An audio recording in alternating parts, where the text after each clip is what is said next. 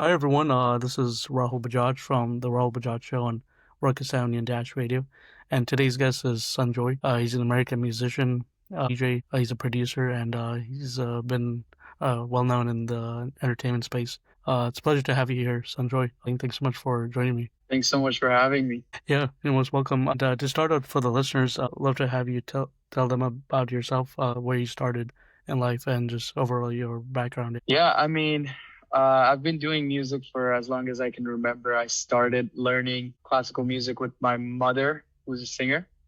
I used to play tabla with her growing up. And then, since moving to America, I fell in love with hip hop at a very, very early age. I really liked Kanye, Timbaland, and the way they would blend different genres together. And I grew a knack for music production. And in, I guess, middle school, I discovered that you could produce music on a computer. Whatever ideas you have in your head, you could make them in the form of a song. And that changed my life. And I've been doing that ever since. Nice. Yeah, I really love that. What and in terms of your overall career, what's I guess been the most enjoyable moment or you've had since the start? I think the entire journey has been really enjoyable.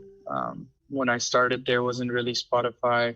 YouTube was just a really, really new thing. We would make mashups of songs that we pirated off of LimeWire and like blend different genres and like pass it out in colleges and CDs and stuff. So from then on, the learning and like growing as a musician, finding my sound and my voice, the entire journey has been incredible. And then I just feel like I'm just getting started now. So, uh, yeah, uh, I put my faith on the journey. Word. Yeah. No, definitely not. I love that. My next question is, what is one piece of advice you would give to an upcoming artist or producer, DJ in the entertainment space, and for them to get to that next level in life? I think do music with the right intentions, make music to express, not impress, and be consistent and love the journey aspect of it. Once you do that and you make music with the right intentions, it'll reach the people that you want it to reach. Right. Yeah, no, definitely that makes sense. I think everyone should definitely listen to your advice and they should keep on working on their pitch, in terms of practicing and figuring out where they want to go in life. So I appreciate that. Yeah. Thank you.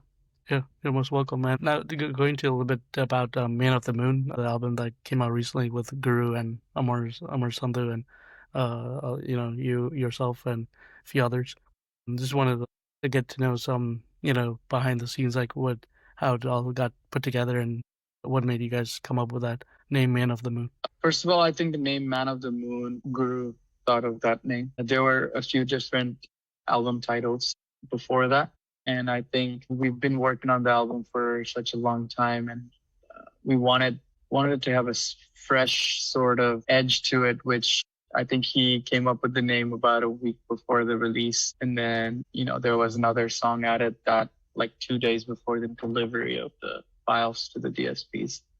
But I think it's been an incredible journey. I met Guru last year, I think a day or two after his birthday when he was in London, through my friend Arjun. And I think after this first FaceTime call, he was like, "Yo, I have a song. I heard you produce music. Do you want to try out something?" And I was like, "Yeah, sure." I wasn't expecting him to send anything to me, but he sent me the vocals for Rona. And then we had the song like a day and a half, 2 days later. And yeah, I mean, it was incredible. And he loved it. And then I sent him the idea for Fake Love. He loved that as well. And then we kept working on it. I think he was already working on his album and he was constantly writing every day, pretty much. We didn't really set out to like make 7 songs or anything.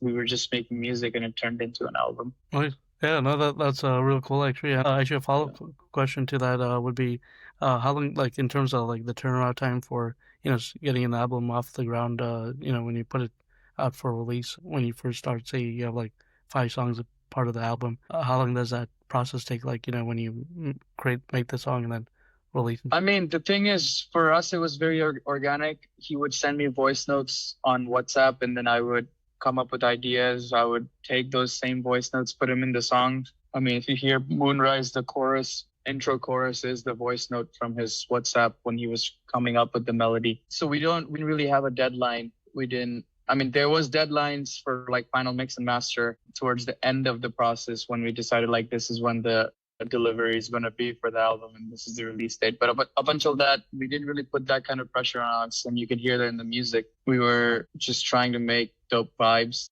and some of the songs he already had from before. Some others, like we traveled around the world. I made a few songs with him in Bulgaria when we were shooting Fake Love.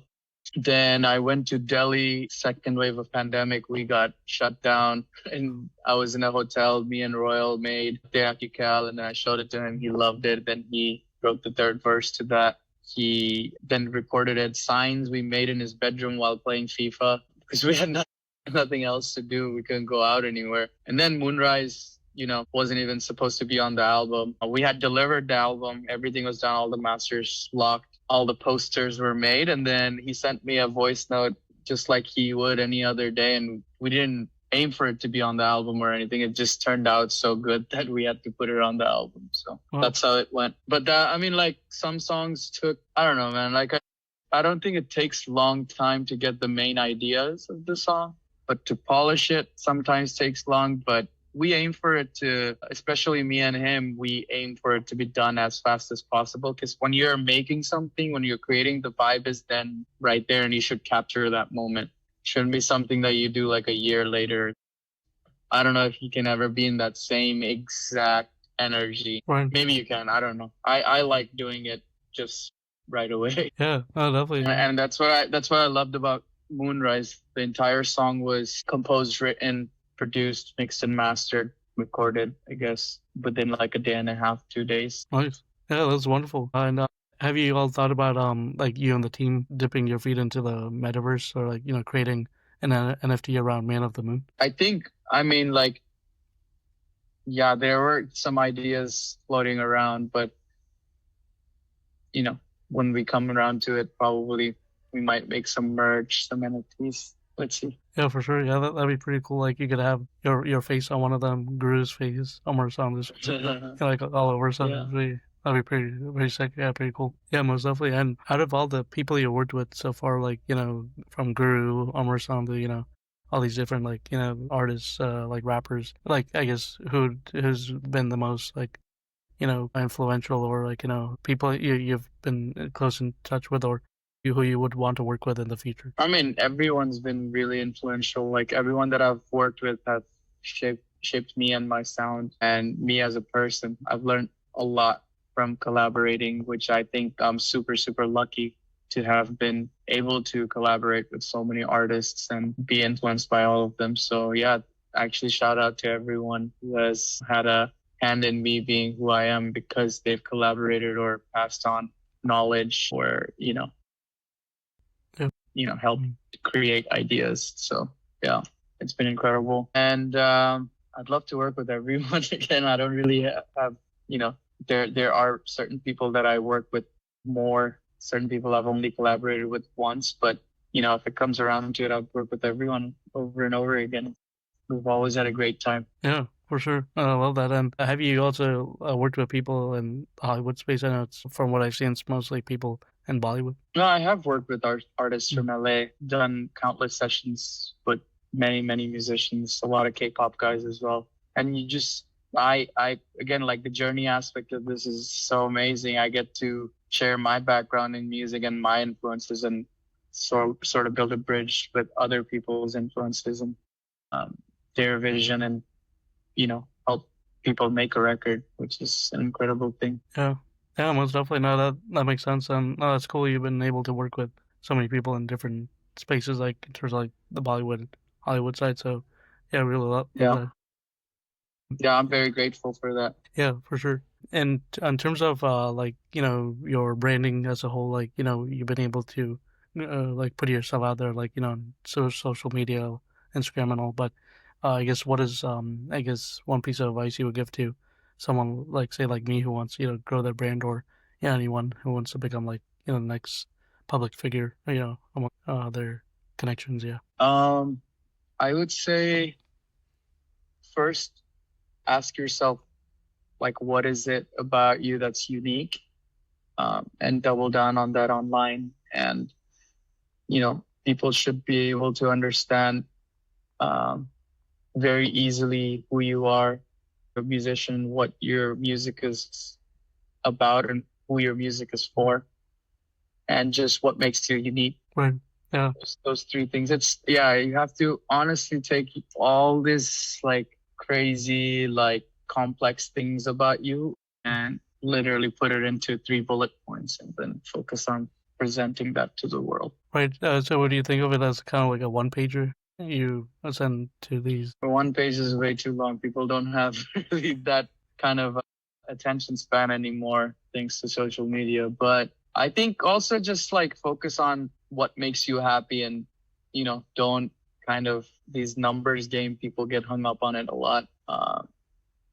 You know, if you do it again, if you do it with the right intention and like you're presenting yourself the way, you want your outlook to be perceived in the world and you're doing it in an honest manner, I think just enjoy doing it. Don't worry about followers and likes. They'll come. And also like the focus in these numbers and followers is just like it's always fluctuating, right? Like today you post something, you get X amount of likes. Tomorrow you don't post anything, that instant gratification is gone. Can't just be chasing that, just do your work, show people what you do and do it in an honest way and enjoy doing your work, and followers will be the byproduct. Yeah. That makes sense. I agree 100%. So yeah, definitely everyone listening, you should definitely keep on growing up. Yeah, I mean, even I got carried away at times, like, oh, I need to post this, I need to post that. No, like, I need to be in my studio making music, and like, my job is to make music and put it out, and people's job is to decide what they like, what they don't like, move on. It doesn't bother me. I'm just gonna, my job is to create. Yeah. Yeah, definitely. That definitely makes sense. And yeah, thanks so much for sharing that. I really appreciate it. Yeah. Yeah, and actually, I thought of an interesting question as we were talking about like Man of the Moon.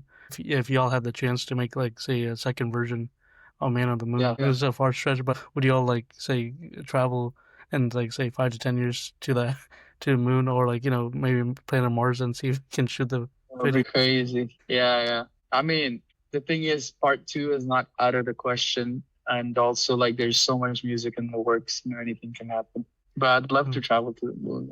That'd be crazy. Yeah, let's do like shooting an actual music video on the moon. We'll call Man of the Moon Part 2. That, yeah. It would require so much coordination. Right. Maybe go with Jeff Bezos and his spaceship. Right. Or something along those lines, or Elon Musk. So that'd be pretty cool. But yeah, no, it's been great talking to you about Man of the Moon and your upcoming projects. But yeah, I'd love to maybe go on a different side of this whole interview. But in terms of your like music as a whole, and since you're like DJ, musician, all of you're wearing many different hats. I guess what has that been, that one project or maybe that one album or song you've enjoyed like working on the most? I mean, if you ask any creative, they're gonna tell you everything that they work on is their baby. So, I mean, I would say one of my most recent favorite projects is Man of the Moon and the whole journey of it and traveling all around the world, learning things from a class A artist, class A pop star who has been through so much and has so much experience and knowledge, and just gathering that and like learning from that has been experienced. So I'm really, really grateful for that. And also just being able to apply that knowledge to the upcoming music and see how it can impact people is also exciting. So yeah, I don't really have like one single. It's always the most recent song that I made. Right. Yeah, no, definitely. That's true. I know that everything you work on is like you said, like your baby, and you can't really tell which one is your favorite. But I understand where you're coming from, so that definitely makes sense. And before we get into closing thoughts, 2 more questions for you. So the first one is, in like the next 5 to 10 years, where do you see yourself? Creating an incredible journey. Nice. Like, yeah, I mean, I have some materialistic goals. I have goals for my family and things that I want to do, but like most of all, I want to keep this journey growing and like also like make a way for my peers and my friends to sort of come up together. I want to create a music academy where I have producer friends and collaborators, just thriving in the industry and like just, I don't know, paving way for up and coming musicians. Yeah. Yeah, I don't know. I don't really think about things that far into the future. Right. Yeah, that makes sense, but I appreciate you sharing that. The Yeah. second to last question is, if you could describe yourself in 5 adjectives, what would that be? And also, if you could describe Man of the Moon in 5 adjectives. Man of the Moon, I'll describe first. Eclectic, fun, vibey, sound from the next galaxy. Energetic. Myself, also energetic, cheerful, dedicated, lazy. I don't know how many that was. Right. I think that was, yeah, about 5. Yeah, I think you got it. So yeah, I appreciate it. So yeah, actually, just to close us off, I'd love to hear any closing thoughts about this interview as a whole, or just in general about Man of the Moon, or if you could maybe share a little bit of what's up and coming, for you. But I know you may not be able to disclose part of that. I just want to say thank you to everyone for supporting, and I'm really really excited to bring the next wave of music to you. Please keep supporting Man of the Moon. We still have a lot to share that we haven't yet, and we are taking things slow.